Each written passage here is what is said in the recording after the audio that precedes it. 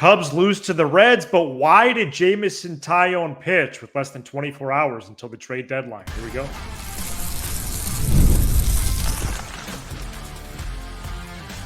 You are Locked On Cubs, your daily Chicago Cubs podcast, part of the Locked On Podcast Network, your team every day. You are Locked On Cubs, part of the Locked On Podcast Network, your team every day, alongside Sam Olber. I'm Matt Cozy. Sam and I are lifelong fans, taking our passion into discussion with you on all things Cubs. Thank you for being part of the show and making Locked On Cubs your first listen today. And the best way you can help us grow the show is to listen every day, like the video, and comment anything below. Today's episode is presented by Prize Picks, the easiest and most exciting way to play daily fantasy sports. Go to prizepicks.com/LockedOnMLB and use code LockedOnMLB for a first deposit match up to $100. Cubs continued their poor play within the NL Central on Monday, falling 7-1 to the Reds, and Jameson Taillon did start despite trade winds swirling around him and allowed 6 runs in 4 1/3 innings, and the Cubs mustered 3 hits, almost getting shut out. The Cubs are now 51-57 and 13-24 against NL Central teams. There's a bunch of places we can go. We're going to go to all of them, recapping the game in general, talking about the NL Central struggles.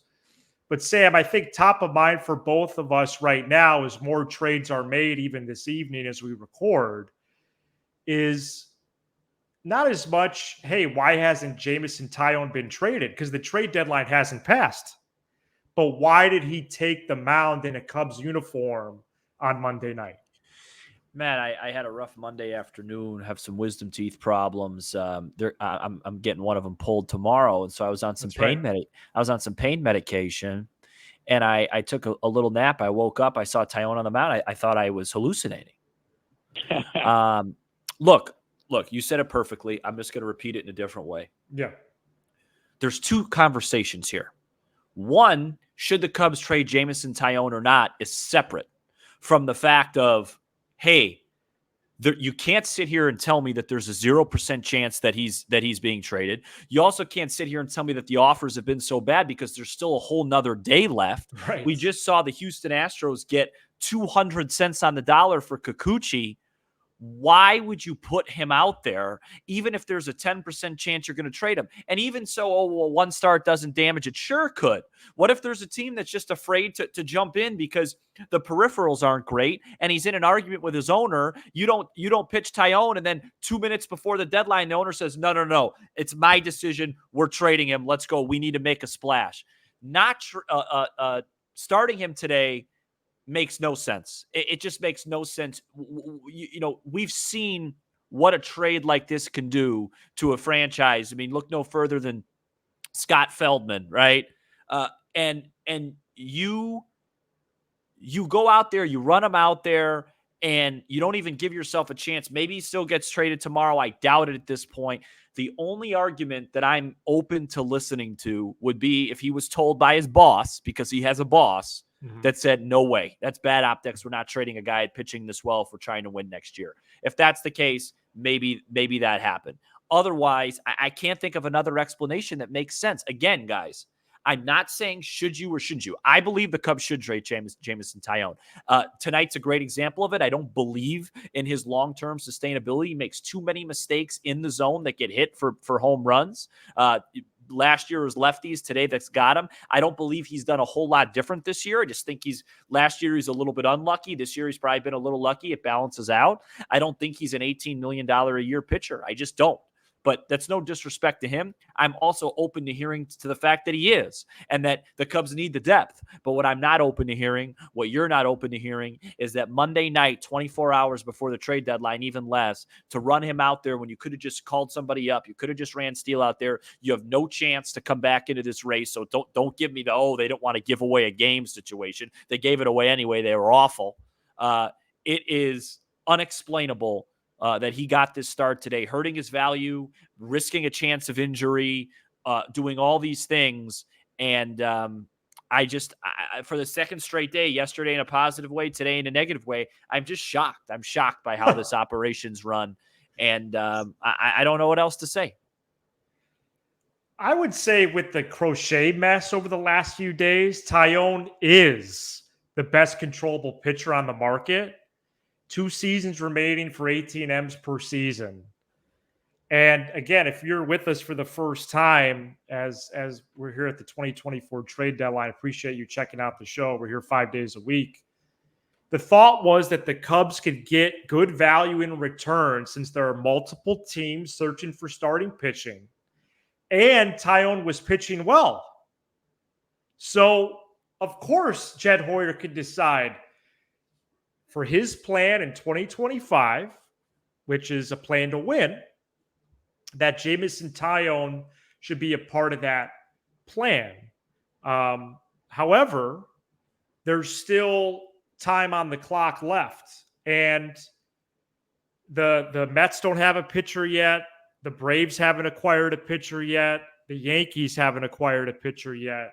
The Red Sox haven't acquired a pitcher yet, unless you consider James Paxton to be their addition. So there's teams still on the board here that are looking for pitching, and especially the Yankees and I would say Mets have strong convictions to get an arm. Why the Cubs would take themselves out of that potentially is beyond me. I know Hoyer likely has a high price for Taillon, and he's in his right to do that. And also, second, opposing teams might not value him as much as the Cubs do, but just wait. Just wait till 5 p.m. Central Tuesday. Shoot, he could pitch Tuesday night if you wanted to. Mm-hmm. Just flip him and Steele, like you said. That would probably be more of a whirlwind to take the ball, after the deadline surpasses. But I suppose it's not unheard of. Taillon said the deadline wasn't even a consideration for him tonight. I'm not saying I don't believe him, but that's hard to believe.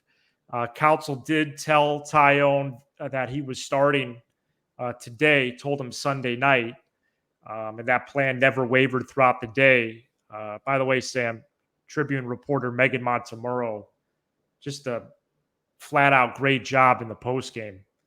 Marquis caught all the audio, and I heard Megan asking some questions that just needed to be asked.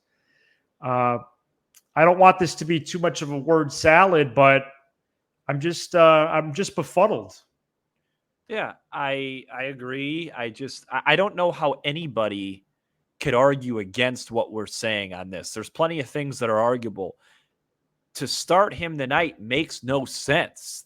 It just doesn't. It just the amount that could go wrong versus the upside. His value isn't going to get any better. And look, maybe their teams are saying, "Hey, Jed, not so fast. We're not going to fall for that. We don't believe in Taillon. We'll give you X, Y, and Z." And Jed's saying that's not enough. I get that.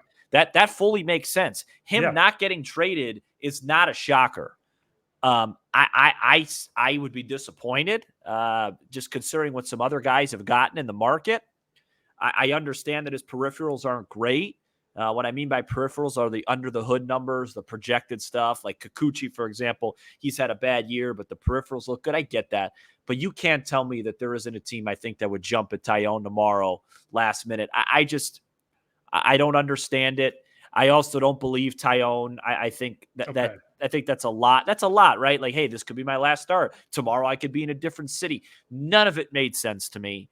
And I just don't know. I just don't know. So as we speak, we have one more day to the trade deadline. The Cubs, who are a really, really bad team and really not fun to watch, they have made one move, and it's actually made them a better team. So they haven't even made a trade yet to make them better for 2024. They're better so far at the trade deadline. They haven't traded any relievers. They haven't done anything yet. And I just think that would be a gross mistake if that happened, just because there's some guys I think you could get some value for, and you need a pounce on that. It's not like trading Mark Leiter Jr. is going to hurt you in 25. Sorry. It's not. Right. The reliever market's too volatile. Yeah. I'm really surprised right now. I'm I woke up pretty happy with the Paredes stuff. Yeah. And then today they just, as they've done all season, they just completely ruin all the momentum of everything they've built both on and off the field. Well, let's continue off the field then before we get to the game and the NL Central woes. Because the returns for pitchers, I would say, have been mixed so far. Mixed. But the Blue Jays' return for Kikuchi was excellent. So that, man, you just look at that on paper. And again, I'm one to not cling to prospects, but they did get a good return. Right. My other thing with the Taillon, and then we can close the book if we want, but yeah, have to. Well, I haven't read a book cover to cover in quite a long time. Okay, just hang on a second. Oh, all right. Okay. So don't make me laugh. It hurts. And I know there's going to be folks who say, "Oh, well, they could deal him in December." No. And you could make a case, especially when teams see numbers that some of these dudes will get. But his value will be so, I can't help to laugh, will be so much lower. His values, Matt, it's lower at this minute because he gave up 6 runs. He hung a breaking ball to Will Benson, who's hitting below the Mendoza line entering Monday's action. His ERA right down the middle. His ERA jumped up to 2.96 from 2.96 to 3.35. People that were scouting, looking at him, they're going to say, "See, Jed, this is what we were worried about. Regression of the mean totally hurt his value by pitching. Totally. Right. Anybody that says, "Oh, 1 start," no. With a guy, 1 start's not a big deal when you're dealing with a star. When you're dealing with I would describe Taillon as a fine pitcher. That would be my description. I don't think he's good. I don't think he's bad. I don't think he's mediocre. I think he's slightly above average. I think he's a fine pitcher that has put together good numbers this year. That hurts his value. Let me tell you this. I'll be the first to say, if I were GM, I would not trade a ton of stuff for Jameson Taillon. And then I would watch this start and I would go tell the owner of my team, "See, hey, boss, this is what I mean. Let's stay away from this guy." I'm trying to read every article, listen to every show, and I read or heard nothing on Monday on Nico Hoerner, Sam. He's under contract through 26. He's the guy. We think he's more expendable, but maybe this winter, not this week. Well, he's so this is. I'm so glad you brought him up. It's almost like we've been doing shows together for a while because you read my mind. If I were another GM and I knew, that's the guy I'd be going for, because I think Nico Hoerner's a much better player than he's shown so far. And I saw the Yankees add Jazz Chisholm. Yeah. I don't care what the numbers say. I had Jazz Chisholm on fantasy last year. I watch him every day. Give me Nico Hoerner any day of the week over him. Right. So I think Nico Hoerner's being a little bit undervalued by teams. That would be the guy I would go and say, "Here, Jed, you can take this." But this doesn't. There's not a lot of buzz now. Remember, 2021, Jed waited until the last day and fired off a bunch of deals. So it's part of tomorrow. Like 9 total deals, I think. We'll see what happens tomorrow. You'll be on call for those, by the way. So if anything breaks tomorrow, catch that, Matt. I'll be in the operating chair, which was better than watching tonight's game. Oh my gosh. Neris, Smiley, and Lopez are all rental relievers. Neris and Smiley have those conditions. Lopez is a straight up rental. I'd like to see. Can I say this? I'd like to see Neris traded. Of course you can. He gave us a lot of nightmares this year. Why wouldn't you be able to say that? Smiley, I could see a team adding, maybe Lopez. And then if Hoyer has a high price on Taillon, then he for sure has one on Mark Leiter. I know Ken Rosenthal brought up Julian Merriweather today. I'm not sure he has much value, Sam. I don't see that. You sent me a funny text Saturday night about his value. Yeah, please don't repeat that on the air. Okay. So, Leiter, I think Leiter is the main piece they should try to get value back for. I can't laugh. Come on.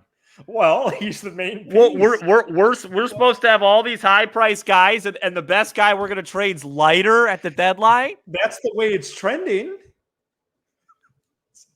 So we're going to... I might as well just stay at the dentist.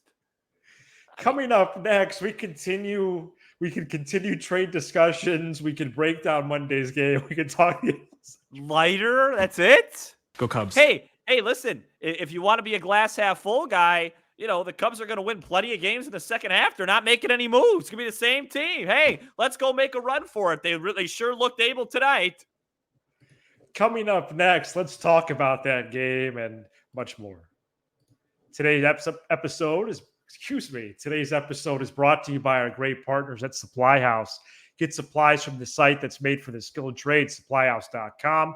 The reliable way to order plumbing, HVAC, and electrical products online. Their easy-to-use website is packed with helpful resources and the latest product info to help you get the job done right. You shop from an inventory of over 200,000 parts. And if you need help with an order, you can get expert support and industry-leading service from the friendliest folks in the business by talking to a real person every single time. You can also take part in their Trademaster program, which gets you access to a dedicated phone line, free shipping, and discounts on every order. So join the thousands of trade pros already benefiting from their free membership at supplyhouse.com and order plumbing, HVAC, and electrical supplies from anywhere with just a few clicks of a button. Find Supply House over at supplyhouse.com. The Cubs play the Reds at 6:10 p.m. Central Tuesday, and you can hear every pitch of the Cubs hometown broadcast on SiriusXM by searching Cubs on the SXM app. So in this game Monday night, as the Cubs fall 7-1 to the Reds, Taillon did go 4 1/3, 6 runs on 6 hits, and Nate Pearson made his Cubs debut and got ejected after hitting Tyler Stevenson in the helmet with the pitch. Craig Counsell, 2 minutes later, also got ejected. Counsell was adamant after the game that there was no intent there. We could read his lips in real time. That's what he was trying to say as well, in addition to some colorful language. And Baseball Reference, Sam, says a blowout is 5+ runs. So the Cubs lost in blowout fashion. They didn't put up a fight. They're 13-24 this season in their division. Reds 2-6, Brewers 5-8, Pirates 3-4, Cardinals 3-6. It's disappointing. Yeah, I would say when you look schedule wise, not play wise, that's the season. They haven't been able to play within their division. They've played their worst baseball against their division. They're 2-6 against this Reds team. And when we've talked on air about, okay, the Mets are more talented than the Cubs. Yes. The Padres are more talented than the Cubs. I'm going to read you the Reds lineup tonight. And I'd like you to tell me if you think they're more talented. Well, De La Cruz didn't play. De La Cruz didn't play. This was the lineup you got beat by tonight. Jonathan India. TJ Friedel's batting second, Matt. And in modern baseball, that is Cubs killer. In modern baseball, they say the number 2 hitter is the best hitter on the team. Friedel, after another homer against the Cubs, is slashing 209, 304, 364. That's your 2 hitter. I believe now Friedel has 5 homers. 60% of them have come against us. That's true.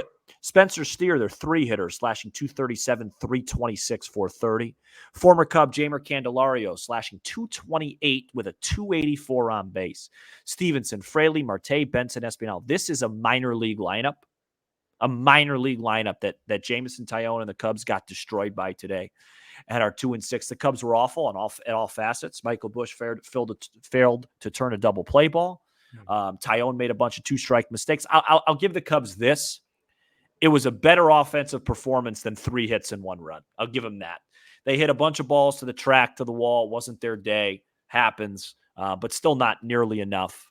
As far as the ejection goes, ridiculous ejection. Totally understand why Tyler Stevenson's upset.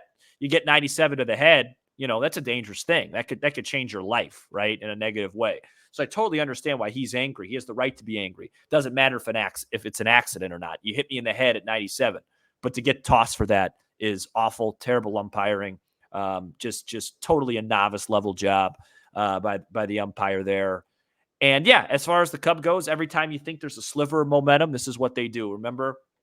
Yes. Remember when they won those back-to-back games against the Giants at Wrigley? They came out Friday against the Mets, got walloped. Had a little bit of life going into St. Louis, get swept in a doubleheader. Start the second half feeling great, lose back-to-back. Now they go into Kansas City, they take 2 of 3, play really good baseball, come out today in a game that I was like, oh man, Carson Spires, he's coming off the IL, no rehab start. I mean, this is all lined up, and they were just totally lifeless once again, and just reason number 6,225 why I promise you Jed Hoyer's not going, well, let's keep Taillon. Maybe we can make a run in 24. The only place they're running to is I don't want to finish that sentence. I can't imagine he's thinking that, especially after this public. Well, if he is, last week. I'll tell you this. If he's thinking that right now, I will find a way to get a hold of Mr. Ricketts. I'll tell him he could pay me 0.5% of what he's paying Jed Hoyer, and I'll do the job because I could do a better job. If anyone's still holding out hope to this season, the only explanation is if there's one person that's voice matters, and that's Mr. Ricketts. And if Mr. Ricketts told Jed, hey, I want to add a guy. We could pitch that it's for 25, but we can't be bad in 24 because I'm running out of marquee subscriptions, so we can't trade anybody. If that's what he's saying, then fine. And Matt, Locked On Cubs theory. You know, Bill Simmons on the Ringer always has conspiracy. Bill, I'm going to do conspiracy. Oh, that's good. We can steal stuff as long as we cite it. I think that's great. Conspiracy Sam says, yeah, I wouldn't rule that out. People don't understand how bad it's gotten with the marquee stuff. That everybody thinks that they got good news Monday because Comcast re-upped with a bunch of teams, but all these individual subscriptions, I think they're going down. I wouldn't be shocked if Mr. Ricketts said, no Taillon. You know, wow. He needs people to be interested in September in this baseball team. Now, I got to tell you, I wouldn't be interested in this team if they added Barry Bonds. So, this team, even at his current age, that would intrigue me. Well, first of all, at his current age, I think he's a better hitter than Miguel Amaya. Okay, and I don't think that's a bold statement. Good day for Amaya today. Went over. Also let a guy just have a delayed steal at third and had a very blockable pitch behind the plate get by for a didn't run to first base. And then hit a ball to first base that went off the base, should have been a hit, but he didn't run hard. It's been 213. The other note before we will anybody say anything to him on the roster or to hold him to any sort of accountability for not, guys are making tons of money and he can't even run hard to first base. But that's on me. That's my fault. That's my fault. My bad on that. Before we get to some more roster discussion, one more note from this ball game. Michael Busch did homer, but had, like you hinted at, major throwing issues. Yeah. 3 times. Well, his home run, when you hit a home run down 7-0 in the 9th inning, I don't even know why that, why can't he throw? Yeah. He's done a really good job at first base, like a really good job. I think that's his last hurdle. I don't even think it was a throwing issue on the first one as much of it was an internal clock issue. He rushed. So think about it. But you teach this. You used to teach this to your freshmen. Before the ball's coming, you need to know what you're doing with it.